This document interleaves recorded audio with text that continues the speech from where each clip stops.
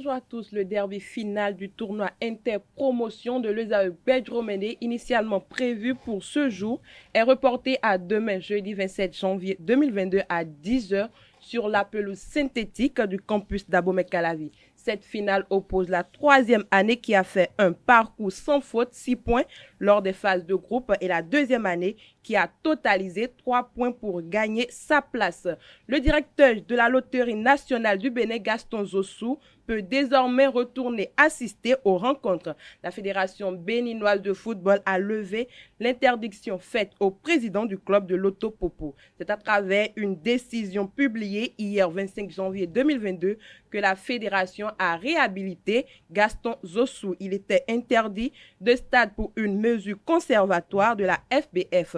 Gaston avait, à travers une conférence de presse, dénoncé les pratiques pures orthodoxes qui avaient cours au niveau de la Ligue 1 concernant l'arbitrage.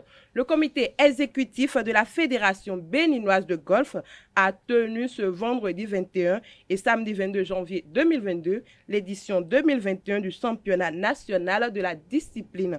Au terme de la compétition, Fadiga Lokosu s'est imposé in extremis et a décroché le trophée.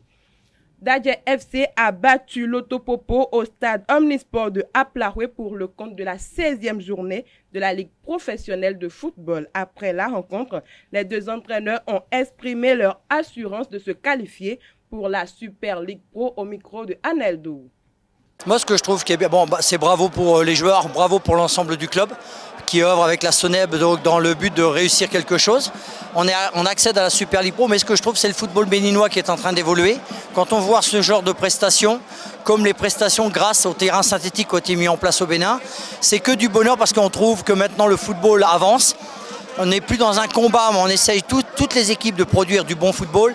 Et je pense que les spectateurs doivent savourer de voir un bon football et de nombreuses actions de but. Donc bravo déjà au chef de l'État d'avoir mis en place un tel projet. Et bravo à toutes les équipes d'essayer de réussir donc à essayer de produire un bon football.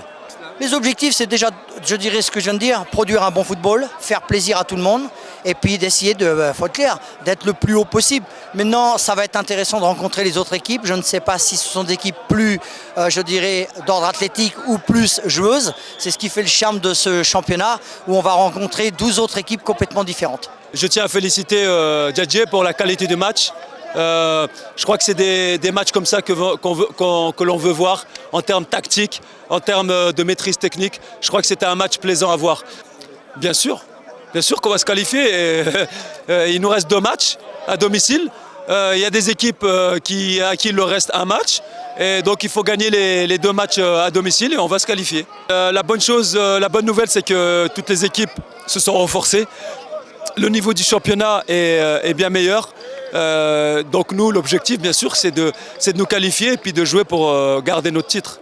Au coude à coude avec Dragon FC au classement, l'équipe de Jeffa a coiffé son rival en emportant le gain de la partie sur la plus petite des marques, 1-0.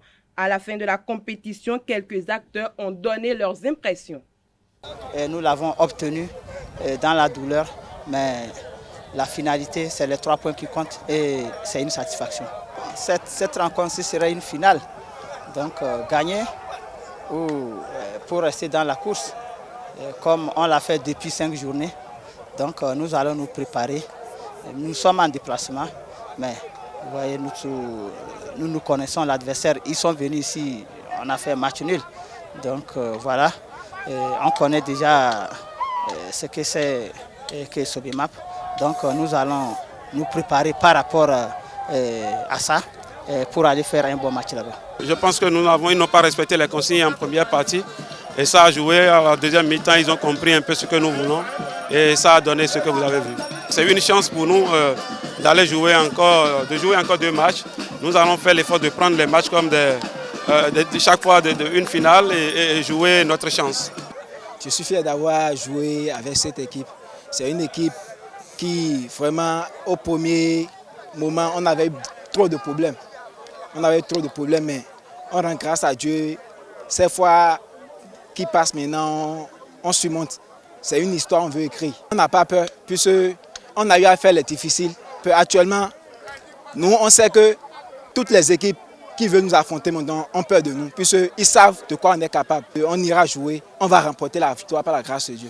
CAN Cameroun 2021, à présent, sans surprise, le Sénégal s'est qualifié pour les quarts de finale de la CAN 2021. Les Lions de la Teranga ont battu le modeste équipe du Cap-Vert par le score de 2-0. Mais il a fallu 2 expulsions côté cap-verdien pour voir l'ouverture du score par le biais de Sadio Mané. Il a laissé sa place après le choc avec le gardien du Cap-Vert qui a occasionné le second carton rouge. Le Sénégal est le 5e pays qualifié pour les quarts de finale après le Burkina Faso, la Tunisie, la Gambie et le Cameroun. Dans l'autre rencontre de la journée, le Maroc s'est aussi qualifié pour les quarts de finale de la CAN Cameroun 2021. Mené au score par le Malawi, le Maroc a réussi à renverser la tendance de 1 pour s'en sortir. La sélection marocaine pourra remercier Hakimi, auteur du but victorieux sur un coup franc à la 70e minute, comme une copie pratiquement conforme de celui déjà inscrit face au Gabon. Voilà, c'est la fin de cette page des sports. Merci pour votre attention et à bientôt.